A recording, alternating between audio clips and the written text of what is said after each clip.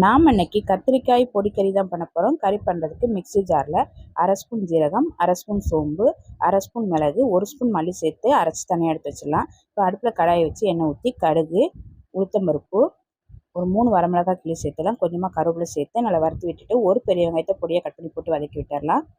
வெங்காயம் இந்த அளவுக்கு வதங்கினதும் ஒரு தக்காளியை கட் பண்ணி போட்டு வதக்கி விட்டுடலாம். தக்காளி வெங்காயம் நல்லா வதங்கினதும் இஞ்சி பூண்டு பேஸ்ட் சேர்த்து நல்லா வதக்கி விட்டுடலாம். இது கூட கட் பண்ணி வச்சுருக்கிற கத்திரிக்காய் சேர்த்துக்கலாம். கத்திரிக்காய் சேர்த்து கலந்து விட்டுடலாம். இப்போ இது கூட 1/4 ஸ்பூன் மஞ்சள் தூள், அரை ஸ்பூன் மிளகாய்த்தூள், அரை ஸ்பூன் மல்லித்தூள், தேவையான அளவு உப்பு எல்லாம் சேர்த்து நல்லா கலந்து விட்டுடலாம். இப்போ இது கூட ஒரு அரை டம்ளர் அளவுக்கு தண்ணி சேர்த்துக்கலாம். தண்ணி சேர்த்து கலந்து விட்டு மூடி போட்டு அடுப்பு மிதமான தீயில வச்சு ஒரு 10 நிமிஷம் கத்திரிக்காயை நல்லா வேக வச்சிடலாம். ஒரு 10 நிமிஷமாக கத்திரிக்காய் நல்லா வெந்துருச்சு. இப்போ இது கூட பவுடர் பண்ணி வச்ச பொடியை சேர்த்துக்கலாம். பொடியை சேர்த்து கலந்து விட்டு ஒரு 3 நிமிஷத்துக்கு திருப்பியும் மூடி போட்டு வேக வச்சிடலாம். இப்போ ஒரு 3 நிமிஷமாக நல்லா வெந்து ரொம்ப டேஸ்ட்டான கத்திரிக்காய் பொடிக்கறி ரெடி. இப்போ அடுப்பு ஆஃப் பண்ணிவிட்டு கடைசியாக கொஞ்சமாக மல்லியில் சேர்த்து கலந்துட்டு இறக்கிற வேண்டியதான். இந்த கத்திரிக்காய் பொடிக்கறியை சாதத்தில் போட்டு பிசைஞ்சு சாப்பிட்டா ரொம்ப நல்லாயிருக்கும். ட்ரை பண்ணி பாருங்கள்.